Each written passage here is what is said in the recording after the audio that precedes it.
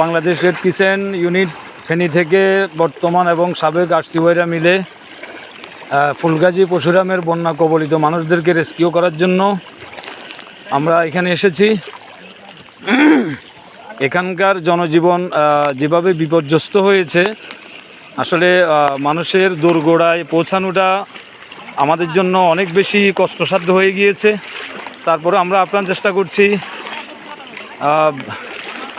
খুবই বিপদগ্রস্ত যে সমস্ত মানুষগুলো রয়েছে তাদেরকে রেস্কিউ করে নির্দিষ্ট একটি জায়গাতে আনার জন্য। আমরা আরও পর্যাপ্ত পরিমাণ রেস্কিউ ইনস্ট্রুমেন্ট কীভাবে বাড়ানো যায় সেজন্য আমরা স্থানীয় প্রশাসন এবং ফায়ার সার্ভিসের ঊর্ধ্বতন কর্মকর্তা যারা রয়েছেন তাদের সাথে যোগাযোগ করার জন্য আমরা ফায়ার সার্ভিসে যাচ্ছি। বুঝে আসলে 2-4টা নৌকা বা 2-4টা স্পিড বোট দিয়ে কিছুই হবে না। হাজার হাজার মানুষ কিন্তু পানিবন্দী।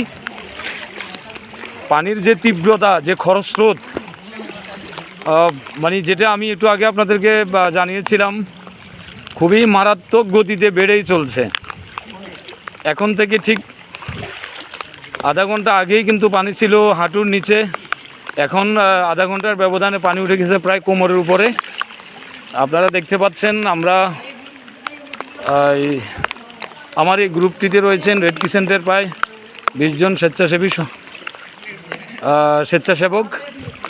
তারা সেই সকাল ভোর থেকে আপ্রাণ চেষ্টা চালিয়ে যাচ্ছেন বন্যা কবলিত আটকা পড়ে থাকা মানুষগুলোকে উদ্ধার করে এনে নির্দিষ্ট জায়গায় রাখার জন্য।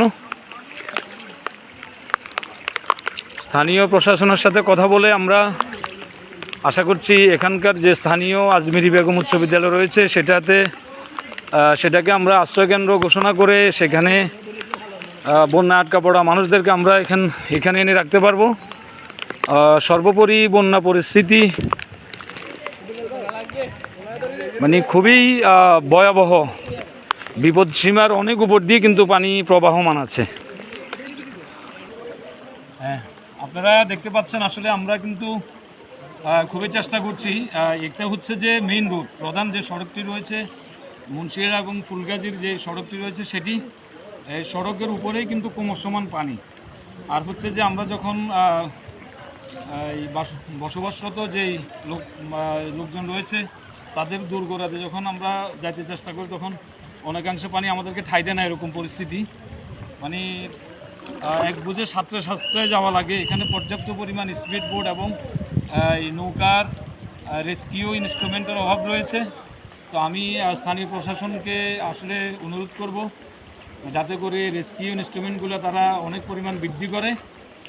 এখানকার যারা বসবাসরত জনগণ বন্যার পানিতে আটকা পড়ে আছে তাদেরকে উদ্ধার করার জন্য। এই ছিল সর্বশেষ আমার কাছে। ধন্যবাদ।